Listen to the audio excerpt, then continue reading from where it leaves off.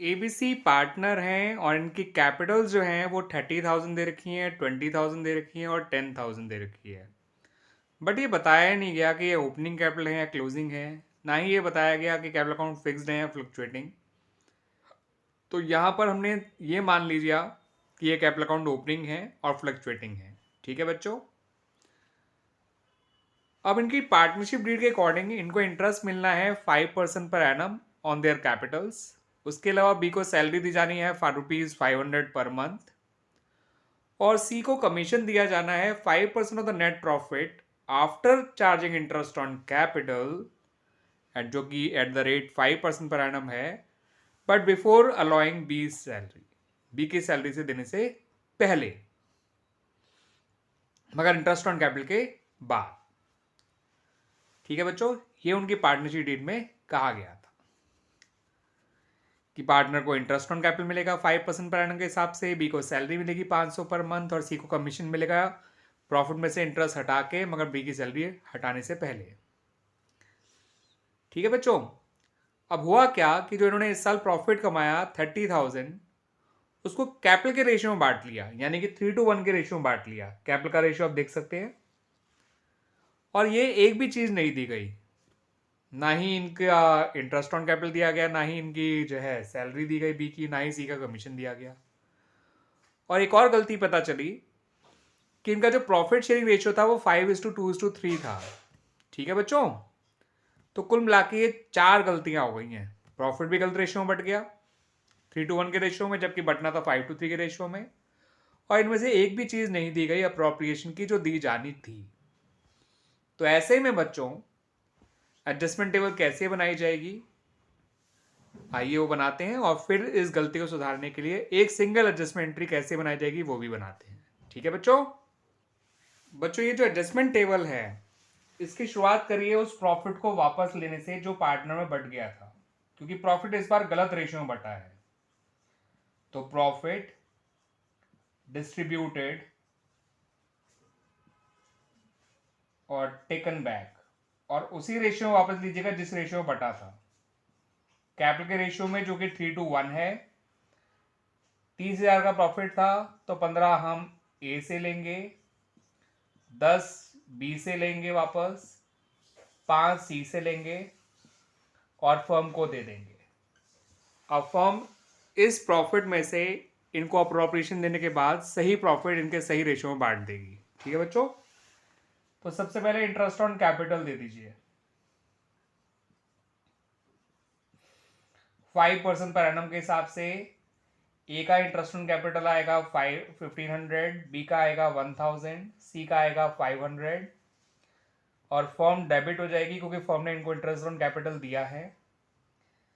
सी का कमीशन दीजिए जो इंटरेस्ट ऑन कैपिटल प्रॉफिट में से हटाने के बाद था।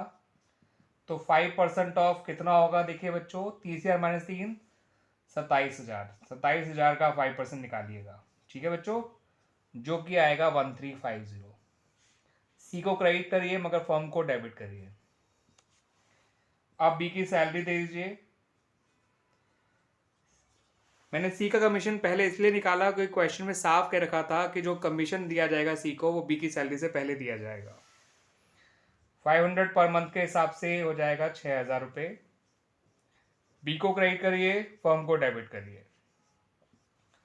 फर्म ने इनसे प्रॉफिट वापस ले लिया और इनको जो जो देना था दे दिया अप्रोप्रिएशन के तौर पे, interest on capital, C's commission और सैलरी। अब जो सही प्रॉफिट है उसको वो पार्टनर से बांट देगी उनके सही रेशियो में। और सही प्रॉफिट कैसे आएगा देख लीजिए। 30,000 माइनस 3 माइनस 6 यानी 9, 21,000, 21 में से एक गया 20, 19,650 फर्म का प्रॉफिट बचा हुआ है जो फर्म इन्हीं को दे देगी, खुद डेबिट हो जाएगी, इन्हें क्रेडिट कर देगी 5:3 के रेशियो में। ठीक है बच्चों। तो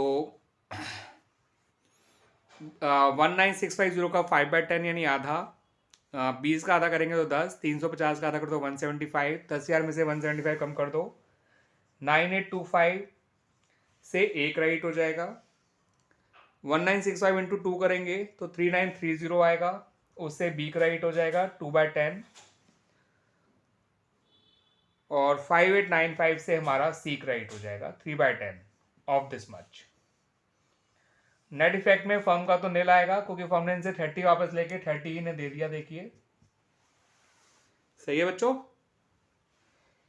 15,000 माइनस 1,500 माइनस का 13,500 माइनस का 13,500 में से 9,500 गए तो exactly 4,000।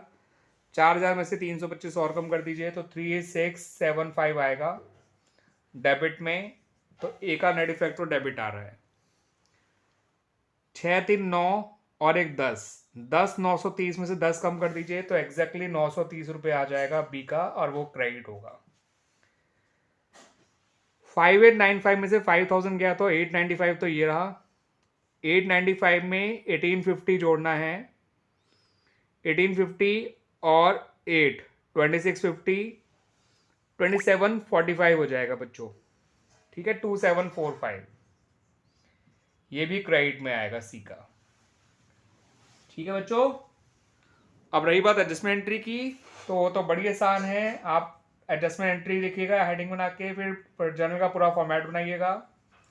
Date particular LF debit credit और एडजस्टमेंट एंट्री पास करिएगा। A's capital account debit to B's capital account to C's capital account, और नीचे नोट जरूर डाल दीजिएगा कि हमने कैपिटल अकाउंट को फ्लक्चुएटिंग माना है और कैपिटल जो दे रखी थी उन्हें कैपिटल एट द बिगनिंग मान लिया है।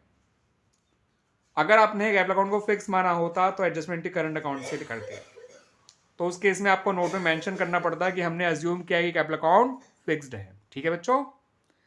तो इस तरह से ये आपका जो है क्वेश्चन कंप्लीट हो जाता है। उम्मीद करता हूं कि आपको सॉल्यूशन अच्छी तरह से समझ में आया होगा। वैसे मैं जो ये क्वेश्चन डिस्कस कर रहा हूँ ये 2010 के बोर्ड में आया हुआ क्वेश्चन है, दिल्ली 2010 में। तो it's a very good question as well as important question, क्योंकि बोर्ड में आ चुका है, दैट्स वाई।